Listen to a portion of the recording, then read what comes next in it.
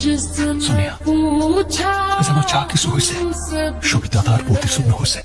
ওরা না থাকলে এই শহরে যে আমার কি হইতো তা আমি নিজেও জানি না। এই শহরে ওরাই আমার সবচেয়ে আপন জন। বৌদির কাছে তুমি আমার সাথে অনেক সেফ থাকবা।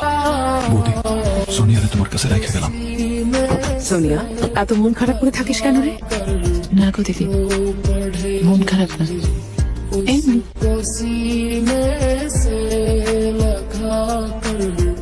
আমাদের কাছে ওয়ারেন্ট আছে ওনাকে গ্রেফতার করা। মহামান্য আদালত, ঢাকার আন্ডারওয়ার্ল্ডের ত্রাস, এই প্রিন্স, খুন, রাজধানী, মাদক ব্যবসা, স্মাগলিং, চাঁদাবাজি, প্রত্যেকটা অপরাধের সাথে জড়িত সে। এই প্রিন্সের প্রধান সহযোগী ওনার স্ত্রী সুরাইয়া আক্তার, সোনিয়া। মাননীয় আদালত, আমি বিনীতভাবে এই দুজনের 4 দিনের রিমান্ড মঞ্জুর করার আবেদন জানাচ্ছি। সবই তো যাই না গেছো, তোমার কাছে আর কিছু লুকানো নাই আমার। যা শুনছো, যা জানছো, তা সবই সত্যি। তোমারই ভালোবাসি বলে সব সত্যি গোপন করে আমি তোমার বিয়ে করছি। তোমার সাথে আমি আমার জীবনের শেষ মুহূর্ত পর্যন্ত কাটাতে চাই। তুমি যদি আমার সাথে যাইতে চাও তাহলে আমার গাড়িতে আসো।